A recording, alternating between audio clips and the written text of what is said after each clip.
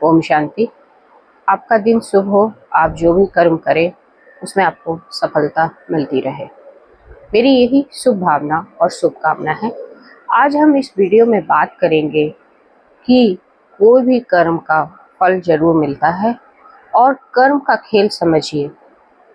अच्छे कर्म वाले को दुखी क्यों रहते हैं और जो बुरे कर्म करते हैं वो सुखी क्यों रहते हैं, इसको हम समझेंगे। इस कर्म के खेल को समझना हमें पड़ेगा।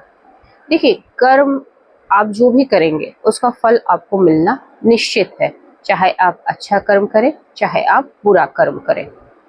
और हमें ऐसा लगता है, सिर्फ हमारा ही लगना है, हमारे ही जो पॉइंट ऑफ व्यू से हमें ऐसा लगता है कि कोई इंसान बुरा कर्म कर रहा है, हमें ऐसा लग रहा है वो बुरा कर्म कर रहा है, और वो होता भी है कि वो बुरा कर्म करता है, लेकिन उसके भाग्य में सफलता लिखी हुई है, उसके भाग्य में धन दौलत लिखी हुई है, उसके भाग में सुख ही सुख है। अभी जो हो रहा है उसके जो अभी के जो उसको फल मिला हुआ है।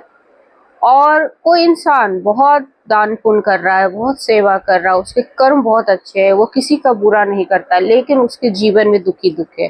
कभी कोई एक्सीडेंट हो जाता है, कभी अचानक से कोई उसके जीवन में बीमारी आ जाती है, मतलब एक बाय एक दुख लगा हुआ है। पर पहले इस बात को समझिए, आपने खेत में बीज रोपा है, ठीक है, फसल बनने में टाइम लगेगा और उसमें वापस फल लगने में टाइम लगेगा। जब फल पक जाएगा तभी तो आप काटोगे। वैसे ही जब हम कोई कर्म करते हैं तो इमीडिएट फल नहीं मिलेगा आपको, ठीक है।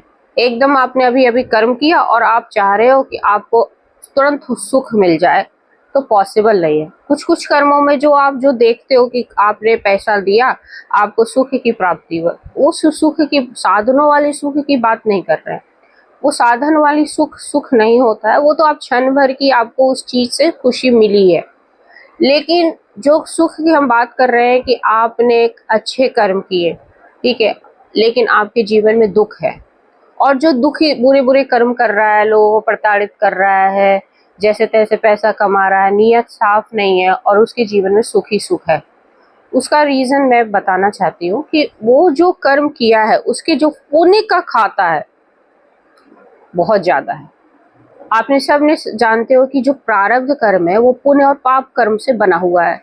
अब किसी के जीवन में पुण्य का घड़ा बहुत है तो वो सुख भोगेगा पहले, और फिर उसको ईश्वर इंतजार करेगा तुम पाप का घड़ा भरो उसको, और जब उस पाप का घड़ा भर जाएगा तभी आपको उसका फल दिखने को मिलेगा। जो उसका जो पुण्य का खाता खत्म हो जाएगा, उसके जो पुण्य का घड़ा खाली हो जाएगा, तो पाप का जो घड़ा है उसमें से आपके कर्म सामने आने लगेंगे। अब उसका फल मिलना उसको शुरू हो जाएगा। इसको हम समझते हैं एक स्टोरी से। एक मेरे ही मतलब नोन है लड़की, और डॉक्टर है पेशे से, लेकिन उसकी शादी भी एक डॉक्टर से हुई। और वो डॉक्टर वैसे तो सब लोग स्वभाव से बहुत बढ़िया बताते थे, अब एक दिन दो दिन से जब हम मिलते हैं तो हम किसी को जान नहीं पाते।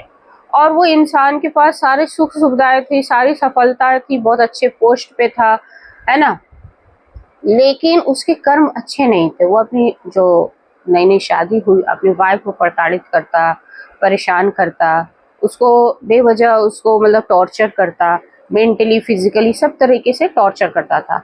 और एक दिन तो उसने उसको छत से धक्का ही दे दिया, ठीक है।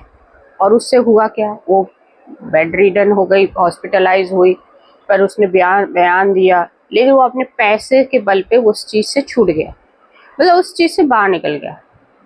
सब लोग ये देखो भैया इतना दुख दिया और उसके साथ कुछ भी नहीं हो रहा है, सुखी से रह रहा है, और डाइवोर्स भी दे दिया उसने, और फिर दूसरी शादी भी कर ली। इस तरीके से उसने अपना जीवन चलाया। सबको लगा कि ये इसका जो पाप कर्म कर रहा है और फिर भी सुखी से रह रहा है, इसको कोई फर्क ही नहीं पड़ रहा है, इसने जो कर्म किए हैं उसका कोई फर्क नहीं पड़ रहा है। लेकिन देखिए, नियति में जो होना है वो होगा, और हमें ऐसा लगता है कि वो उसका जो पाप कर्म है वो भरा हुआ है, फिर भी वो सही से जीवन जी रहा है। लेकिन जब उसका पाप कर्म ज्यादा भर जाता है तो क्या हुआ, जब वो नया घर बना रहा था अपने जीवन में, वो डॉक्टर, तो वो अपने ही घर की जब वो देख रेख के लिए जाते हैं ना, लिफ्ट से ऊपर गया और वहां से एक्सीडेंटली वो नीचे गिर गया। और नीचे गिरने के बाद क्या हुआ, उसकी जो रीढ़ की हड्डी में ऐसी चोट लगी कि वो जिंदगी भर पैरालाइज्ड हो गया। और दूसरा, जिस लड़की को उसने पहले टॉर्चर किया था, उसने उसके जो डिग्रीज के लिए उसने काउंसिल में जो उसने याचना दाखिल की थी, वो भी एक्सेप्ट हो गया। अब वो ब्लैक लिस्टेड भी हो गया, वो कहीं प्रैक्टिस भी नहीं कर सकता। दूसरा, वो बेड रिडन हो गया, पैरालाइज्ड हो गया, वो कोई कर्म, उसका कोई काम का ही नहीं रहा। अब इसको आप क्या कहोगे? उसको जो फल मिलना था वो मिला। हमें ऐसा लगा कि उसको इमीडिएट सजा मिलनी चाहिए। देखिए, जो उसने क्राइम किया था कानून के तहत उसको सजा मिलनी थी, पर वो मिला नहीं। वो केस आप जानते हो आगे बढ़ जाता है, बढ़ भी गया।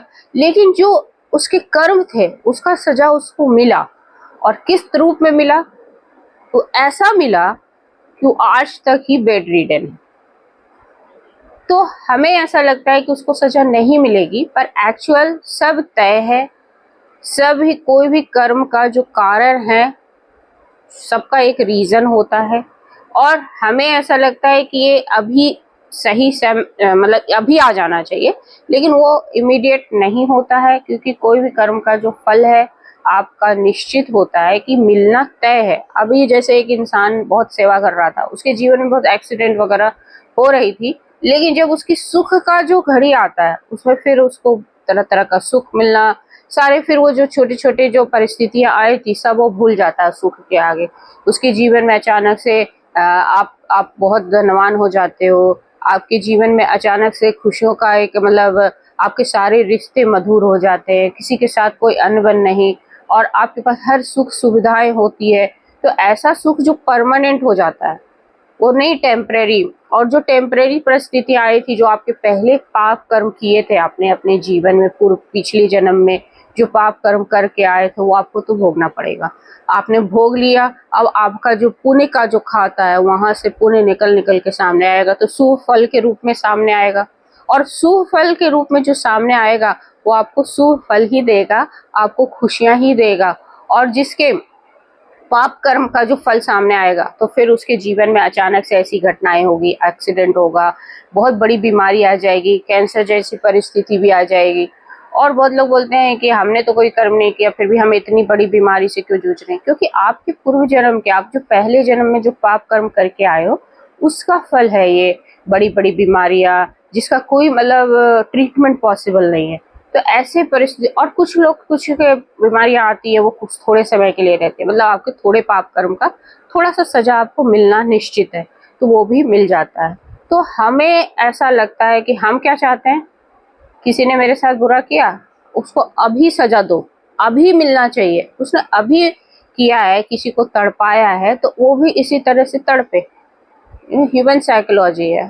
कोई भी, हमें भी लगता है कि अगर उसने गलत कर्म किया है तो उसको सजा मिलनी चाहिए, पर ईश्वर की जो अदालत है, उस अदालत में दो तरह के का बैग है ना, एक काला और वो एक वाइट। आपने जो काला बैग भरा है उसमें आपने गलत गलत कर्म किए हैं वो भर रहा है, आपने जो अच्छे अच्छे कर्म किए वो वाइट बैग में भर रहा है। और जब आपका वाइट बैग का जब टाइम तब आएगा जब आपका या किसी के जीवन में पहले वाइट बैग खाली होगा, मतलब अच्छे अच्छे फल मिल रहा है उसको, आपको लग रहा है कि ये इंसान बुरा है, फिर भी सारे सुख सुविधाएं उसको, सारा सफलताएं मिल रही, हर जॉब में सफलता, हर कर्म में सफलता, मतलब जहां से उसने हाथ डाला वहीं उसको सफलता मिल रही है। और है इंसान अच्छा नहीं, हर किसी का बुरा बुरा बुरा ही सोचता है, तो फिर उसका वाइट वाला बैग खाली हो गया। और जब खाली हो गया तो पाप वाला जो फल है वो मिलना शुरू हो गया, और फिर अचानक से उसके जीवन में मतलब अंधेरा ही अंधेरा छा गया। अचानक से बड़ी बीमारी आ गई, अचानक से एक्सीडेंट आ गया, अचानक से परिवार वाले साथ छोड़ के चले गए, सारे रिश्ते बिखर गए। ऐसे भी एग्जाम्पल्स है, जो मैंने आपको एग्जाम्पल्स दिया है वो एक्चुअल में एक रियल ही स्टोरी है। और ऐसे न्यूज़ आप भी पढ़ते ही होंगे, और ये तो मेरे एक खास दोस्त की स्टोरी है जो मैंने आपको सुनाई है। तो आप सब समझ लीजिए कि कोई भी जो कर्म का खेल है वो बड़ा निराला है। आप जब कर्म सिद्धांत को आज से जानने की कोशिश करते हो तो ये एक कर्म का खेल है, जिसमें हमें ऐसा लगता है कि फसल हम तुरंत काट लें, लेकिन पॉसिबल नहीं है। आपको अगर अच्छे फसल मतलब चाहिए तो आप अच्छा बीज आज से रोपना शुरू कर दो, फिर एक समय आएगा तो आप अच्छा फल ही काटोगे। और अगर आपने गंदी बीज आज से रोपी है तो आप ये मत समझ लेना कि आपको सफलता मिलेगा, आपको अपमान मिलेगा, आपको आप डाउनफॉल होगा आपके जीवन में, अचानक से आपको आपकी जिंदगी की गाड़ी रुक जाएगी, ऐसी स्थिति आ जाएगी। तो आप समझ लेना कि आपने कुछ बुरे कर्म किए थे, उसका ईश्वर हमें फल दे रहा है। और ईश्वर नहीं, वो हमारे ही कर्मों का हिसाब किताब है। बस ईश्वर एक देख रेख करता है कि सबको जो न्याय है वो सबको सही से मिलना चाहिए। लेकिन हमने ऐसे कर्म किए हैं, ईश्वर भी बेचारा, आपको ईश्वर फिर भी माफ कर देगा। आप जब माफी मांगोगे ईश्वर से किसी कर्म के लिए तो वो माफ कर देगा, क्योंकि वो अपने बच्चे को कभी दुखी नहीं देखना चाहता। लेकिन क्या है, हमारे कर्म ही हमको माफ नहीं करते। हमने जिसके साथ जैसा किया है उसका रिटर्न हमको मिलना तय है। इसमें कोई भी ऐसी दो राय नहीं है कि आपको नहीं मिलेगा, मिलेगा जरूर। और अगर आपको रिटर्न को थोड़ा कम करना है कि हमें दुख कम भोगना है, तो जिसके साथ आपने बुरा किया है उन आत्माओं को याद करके उनसे हमें माफी मांगनी चाहिए। उनसे हमें कहना चाहिए कि हे आत्माएं, आप हमें माफ कर दो, हमने जाने अनजाने जो भी बुरे कर्म किए थे आपके साथ, उन सब के लिए माफी। और अभी भी आपने अगर किसी के साथ बुरा किया है तो आज से माफी मांगना शुरू कर दीजिए, ताकि आगे आने वाले जन्म में आपको उसकी जो फसल है मिलेगी तो, लेकिन आपको कम मिलेगी। वो आत्माएं धीरे धीरे आपको माफ करती जाएगी, जिसकी वजह से जो आप प्रायश्चित करते हो ना, उससे बहुत फर्क पड़ता है। अगर आपने कोई कर्म किया है और आपने प्रायश्चित किया, आज ही प्रायश्चित कर लिया, आपने उसको ठीक करने की कोशिश की, तो ईश्वर आपकी नीयत देखेगा, आपकी नीयत चेक करेगा। हाँ, ये इसको प्रायश्चित है, इसको गिल्ट है, इसको लगता है, और वो आत्मा से इसने माफी भी मांग रहा है, कंटिन्यूअस मांग रहा है, इसको महसूस हो रहा है, तो वो इस चीज को कम करने की पूरी कोशिश करता है।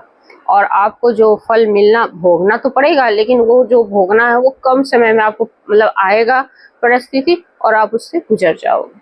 तो यही होता है। तो आपको समझ में आ गई होगी कि बुरे कर्म का फल अच्छा और अच्छे कर्म का फल बुरा क्यों महसूस होता है हमें ऐसा, पर एक्चुअल में ऐसा होता नहीं है। अच्छे का फल हमेशा अच्छा और बुरे का फल हमेशा बुरा होता है। होप सो आपको ये अच्छी लगे। आपका दिन शुभ हो। जय हिंद, जय भारत।